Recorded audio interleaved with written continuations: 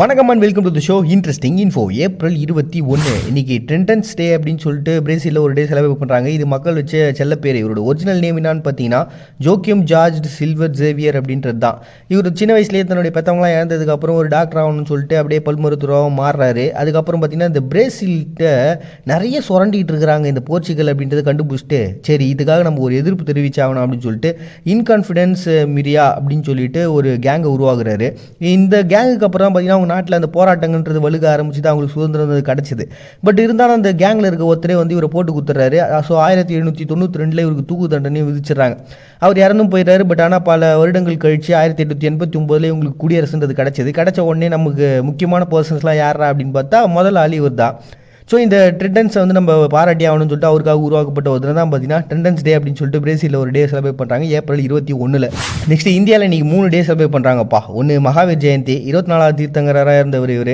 இந்த ஜைன மதத்தினுடைய ஒரு முக்கியமான ஒரு பர்சனாக பார்க்க போகிறாங்க. ஏன்னா பிறவி சுழற்சியிலேருந்து மக்கள் வெளில வரணும் அப்படின்றது தான் இவர் வலியுறுத்தின ஒரு விஷயம்.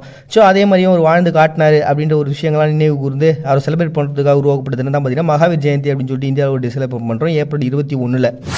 நெக்ஸ்ட்டு பாபா கரியா அப்படின்னு சொல்லிட்டு ஒரு பூஜா ஃபெஸ்டிவலை திரிபுரா செலிப்ரேட் பண்ணுறாங்க. இந்த பாபா கரியான்றது அவங்களுடைய ஒரு கடவுள்ப்பா.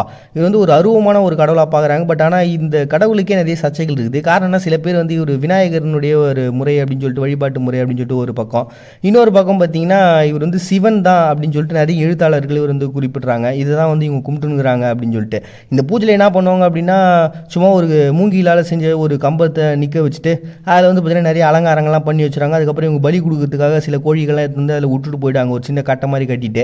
ஸோ அதுக்கப்புறம் அதை பலியிடக்கூடிய ஒரு நாள் தான் அந்த 7 நாள் 7 இரவு 7 பகல் அப்படின்ற ஒரு கான்செப்ட் வச்சு அந்த 7 நாளுடைய செலிப்ரேஷன் அப்படின்றது ஸ்டார்ட் ஆகுதுங்க.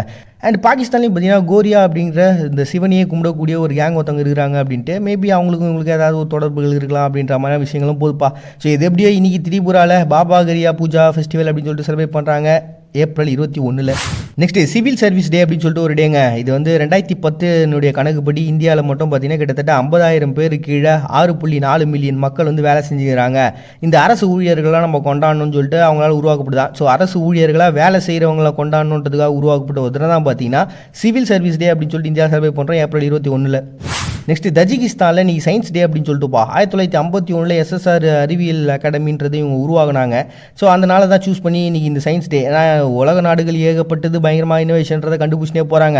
நம்ம ஊர் வந்து உள்நாட்டு போர்லேயே ஏகப்பட்ட பிரச்சனைலாம் சந்திச்சிருக்கிறோம். ஸோ ஏதாவது ஒரு டெவலப்மெண்ட் வரணும், மக்கள்லாம் நல்லா படித்து சயின்ஸில் பயங்கர பெரிய ஆளாக வரணும், நிறைய இனோவேஷன்ஸ் உருவாகணும்னு சொல்லிட்டு ஒரு கான்செப்ட் வச்சு தான் பார்த்தீங்கன்னா தஜிகிஸ்தானில் இன்றைக்கி சயின்ஸ் டே அப்படின்னு சொல்லி செலிப்ரேட் பண்ணுறாங்க ஏப்ரல் 21.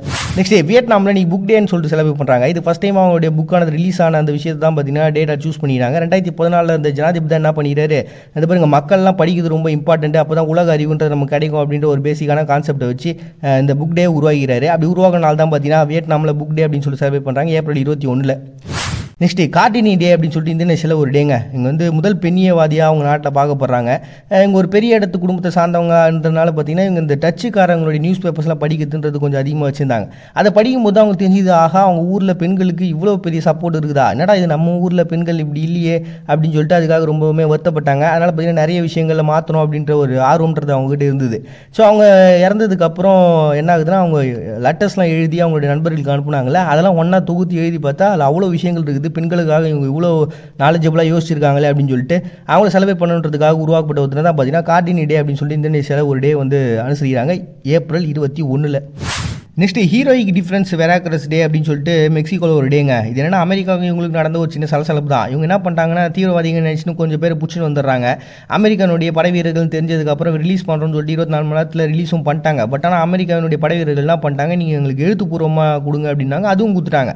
அதுக்கப்புறம் இல்லை இது பத்தாது, நீங்கள் 21 குண்டுகள் முழங்க அவங்கள ராணுவ மரியாதை அனுப்பிச்சு வைங்க அப்படின்னு டென்ஷன் ஆகிட்டாங்க. இது வரப்பா நீங்கள் நாங்கள் ஏதோ தெரியாமல் தப்பு பண்ணிட்டோம், பட் அதுக்காக நீங்கள் இந்த மாதிரிலாம் பண்ண சொல்கிறது நியாயம் இல்லை அப்படின்னு சொல்ல இதனால் கோவம் அடைஞ்சவங்க என்ன பண்ணிட்டாங்க, அங்கே இருக்கக்கூடிய வெராக்ரஸ் அப்படின்ற ஒரு பிளேஸில் கொஞ்சம் பேர் வந்து தஞ்சம் புகுந்துட்டாங்க. ஸோ இப்படி ஒரு ஆக்கிரமிப்புன்றதை பண்ண அதை எதிர்க்கிறதுக்காக எங்கள் மக்களோட கிட்டத்தட்ட 50 பேரோட சேர்ந்து போய் ஒரு சண்டை போட்டார் அந்த போர் வீரர்களோட.